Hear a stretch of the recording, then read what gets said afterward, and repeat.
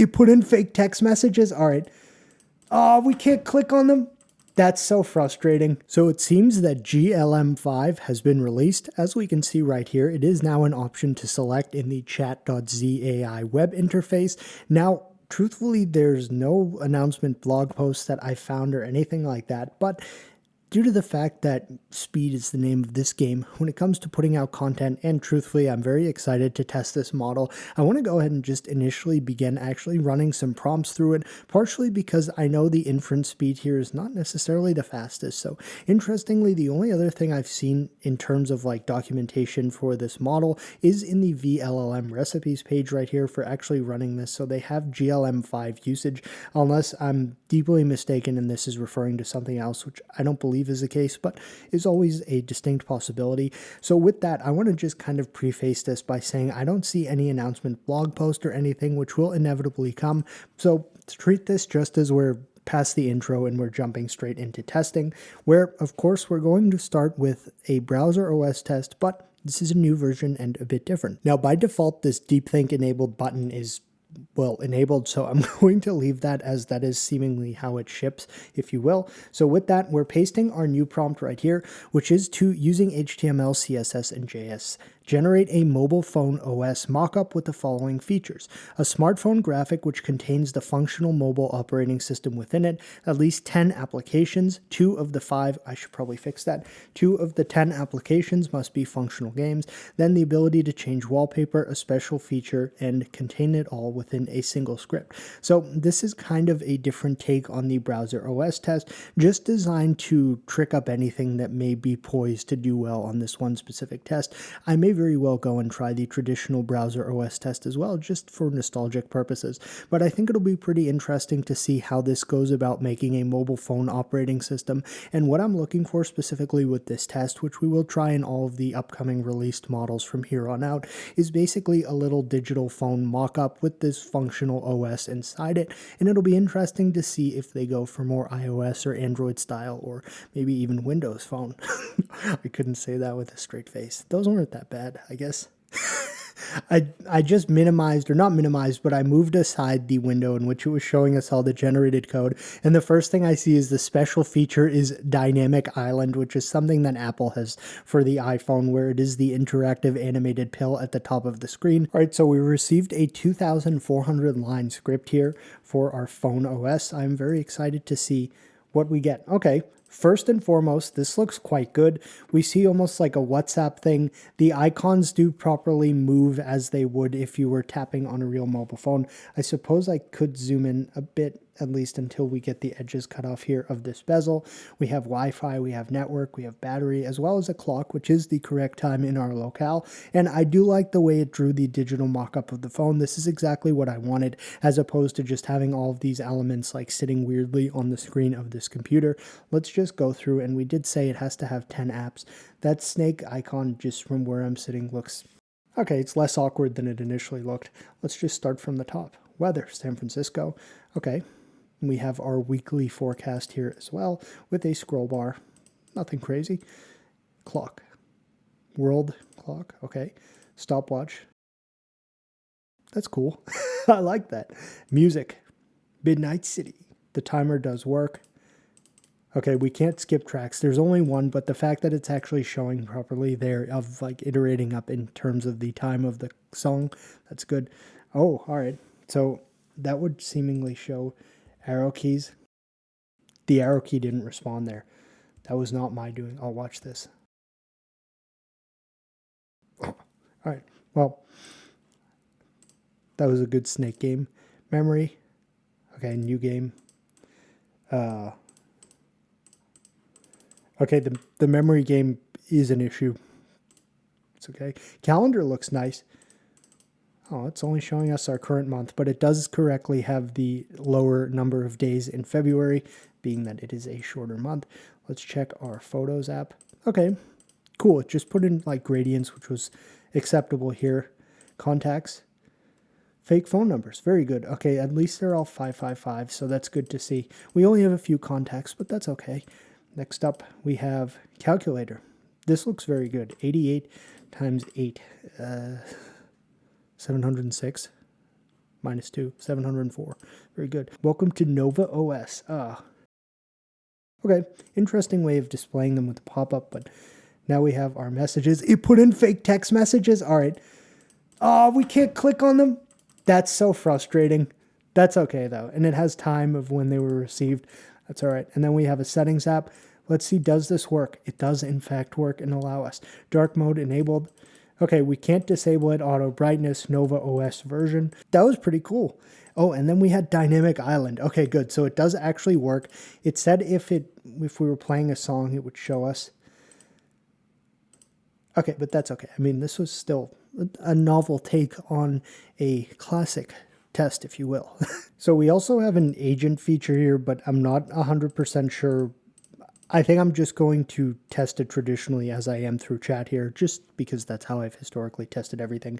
So I'm going to do the 3D highway racing simulator because probably for the last time, I will want to highlight and compare it to this fantastic result that was received, which you've seen me probably highlight the past few videos I've done with running this. This was GLM 4.7. It did an incredible job with this game, so I'm expecting nothing less than what we see there, which is, quite frankly, very, very good. All right, let's take a look at our racing game. Okay, interesting.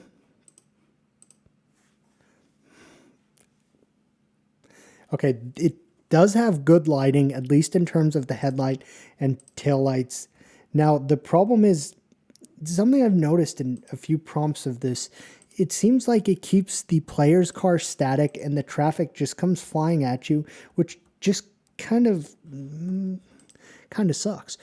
So that's a little sad to see because this is definitely showing potential, at least the way the car gets knocked around with the lights and things like that. This does have potential, as I probably just said. So overall, though, I have to say I am not as impressed with this as I am with the result that we received with GLM 4.7, which I showcased prior to running this. That result, maybe it was just like a unicorn result when it had like the perfect seed with which to generate, non-scientifically speaking, but interesting nonetheless. And this does make me very, very curious to try more games. So because I don't want everything to just be a web-based game, we're going to use Python to generate a 3D first-person shooter with the following features: a functional minimap showing the player's position as well as the opponent's, visible trace effects on ammunition when shooting, functional player health bar, and telling it not to use Ursina so that it has to kind of go a little more hardcore. All right, so that was a relatively short script, so let's see how it is. That's pretty good. Well, okay, next time Bijan's going to wait till the script actually starts before we, It looked cool. This looks like it has a lot of potential. And truthfully, there's so many models that, like Minimax just updated too. So well, we can at least get a feel for it when I start it each time and then it quits. We can see the opponents are appearing in different areas on the map. So this, what is this weird like 90s aesthetic looking gradient on the walls? I kind of like it. All right, I'm gonna give it a chance. All right, so I fixed this myself because it was just faster to do it this way, and we'll try it now. Well, that was quite unplayable, but at least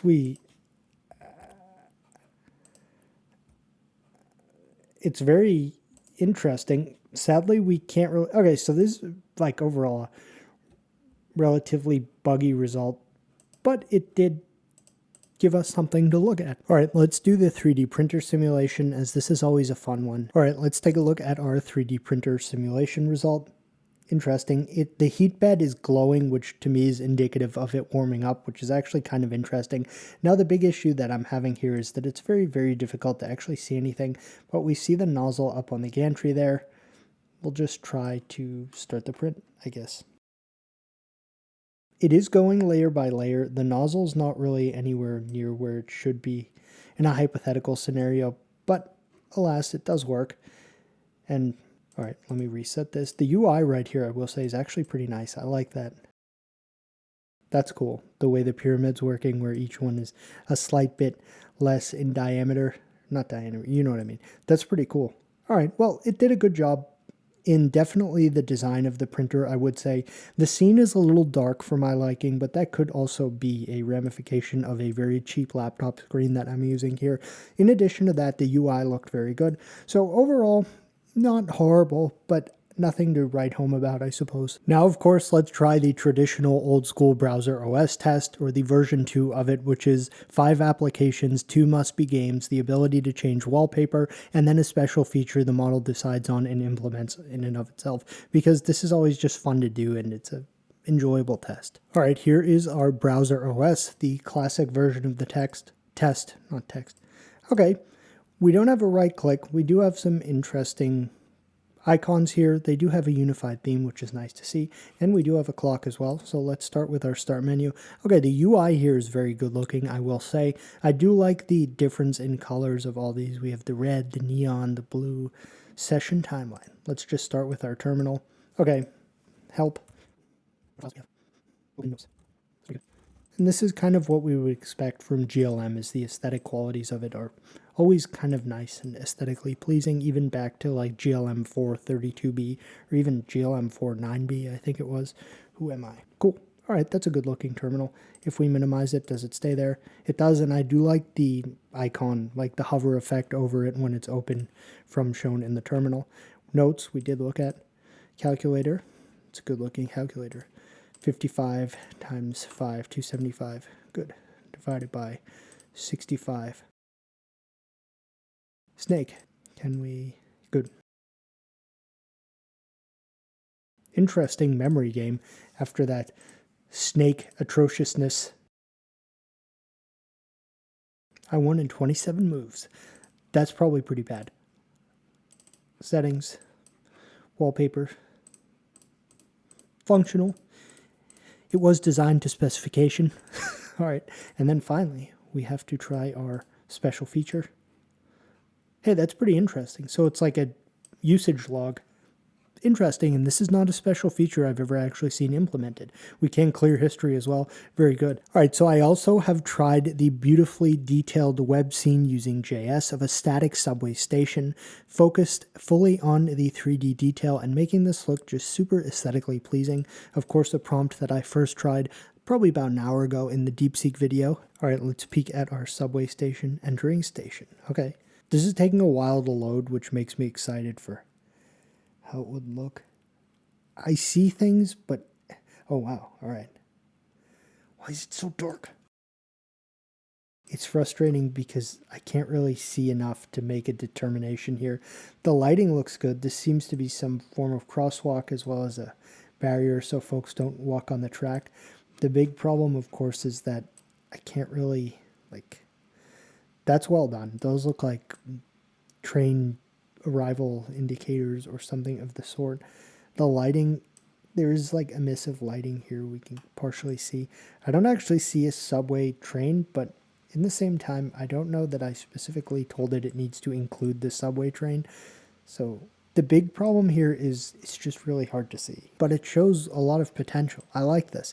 I'm very much a fan of this new style of like static prompting. Let's try a drum kit simulator where it can use photorealistic 2.5D assets or 3D. Of course, the most important part of this test is it actually produces a functional drum simulator with sounds associated with the specific drum that is being hit. Okay, I clicked the wrong button and it actually opened our result in its own little temporary link, which I suppose I'm cool with. Let's try. I will say the actual drawing of these drums in terms of the like graphics, this looks very good visually. Does it work? Let me download it and just run it in Chrome as well. Okay, so the kick drum doesn't work, but we do have some other drums working, so.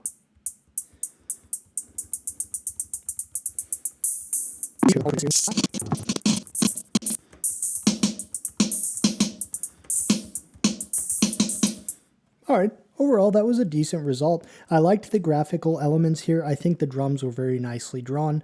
The only issue, really, the biggest one, was obviously the arrangement of them was not quite realistic to real life, but the big detractor was the kick drum unfortunately not working. For the final test that we perform, I want to do our 3D ship combat simulator game, because this is one that, when it has to do the water and make it realistic, it can produce very interesting results, and I find that actually making aesthetically pleasing looking water is something that really will differentiate a model in terms of its good versus bad. So far, everything we're seeing right here as I scroll down is still contained within the chain of thought. So this seems to be going all in on producing this result, which will be very interesting to see how it does. This should be pretty cool to see. All right, let's take a look at our ship game. Okay, this is pretty cool. We do definitely see some water effects, and the ship is actually bobbing up and down as it would. It did put a nice mini-map centrally located here up top. Okay, I did fire. WS adjust sail speed, A and D would be rudder control. Oh wow, so this is just like a sailing ship, meaning that it is entirely dependent on the wind, which there does not seem to be much of here at all. So we do have cannon effects. The biggest issue here is the speed is just not really, I mean, I'm fully pressing this key here, any of them, to actually try to have the ship move, and unfortunately it's just very difficult to move. But we do see cannonballs. Actually, we have a reloading timer as well. We can fire on either side. Our enemy vessel does have some specific information here, and then down by where my head is in the video, we do see we have a speedometer as well as a compass showing our heading at a speed of around 40 knots, which unfortunately is not quite reflective of what we're seeing here. So overall, this has extreme potential. It's just not 100% like functional in terms of the ship movement, at least. But the animations look good and everything else. So I think I may have said that would be the final test. There is one more thing I want to do just to test some web design capability. So I'm asking it for a beautiful, modern, and tasteful website for Sven. Now I'm realizing it might turn into Svena, but that's okay. A popular new restaurant in New York City. The site should look like it was designed by a high-end Los Angeles design firm and reflect the upscale tastes of the restaurant, which is unique for its garbage can to cuisine meal, where they find food in the garbage and turn it into Michelin star level cuisine. So it'll be rather interesting to see. Okay, I wanted to see if it all had any internal monologue response to garbage can to cuisine, but it it didn't seem like it did, which is, that's fine. All right, let's take a look at our Sven restaurant website. Okay, so it did read it as Svena, which is fine. We do have like hover effects and things of the sort. Our cursor is dragging along a little circle with it as well. This definitely has a more upscale and elegant aesthetic to it. Let's scroll down and see where discarded becomes divine. Very nice take on our garbage can to cuisine. Okay, so there's no image loading here, which is definitely letting it down, but still we have some nice hover cards and things of that sort. Transformation through vision. And the font is definitely probably what you would expect here. Our culinary team, led by Chef Marcus Thornwood, works directly with urban foragers and recovery specialists to source the overlooked abundance of our city, aka food from the garbage. Each dish is a testament to the beauty of renewal. This is not sustainability as compromise, this is sustainability as art. Nice. Where the forgotten becomes the unforgettable. Oh, good. It just blatantly says it. Garbage can to cuisine. A 7-course tasting experience that challenges perception and celebrates transformation. The discovery. So this is the process, of course, of the food being found and therefore prepared. Rescued roots. This is pretty well done. The chef's tasting is $195 per person. Wine is available for $145. Chef's choice. The redemption. Reclaimed heirloom carrots, recovered wild greens, salvaged sea bass. That just didn't sound right. Rescued stone fruits, reserve your table. And we have a nice little form. Good hours, Tuesday through Saturday, 6 p.m. to 11 p.m. That is like the weird, odd hours one would expect from an establishment such as this. And it does have a New York area code at savannah.nyc. Press, Instagram. Overall, this was quite in the theme of how I'd wanted it. The biggest thing that let it down is the lack of images. Everything else there was quite nice. So that is going to conclude our first look and testing of GLM-5. Regrettably, there is not a traditional introduction to this video, being that there still does not seem to be any definitive announcement post for this model, such as size or other things like that, even if it is open source. So I don't even know if I can put that part in the thumbnail. I would imagine it will likely be, but again, until we see those things, we can't definitively make those statements. I think rumors were saying this model is significantly larger than 4.7 or 4.5 or the previous versions, so that may be something. Obviously, anyone interested in more technical specifications of this model, its architecture, etc., can likely find that information once the blog post gets released for this release, I suppose could be said.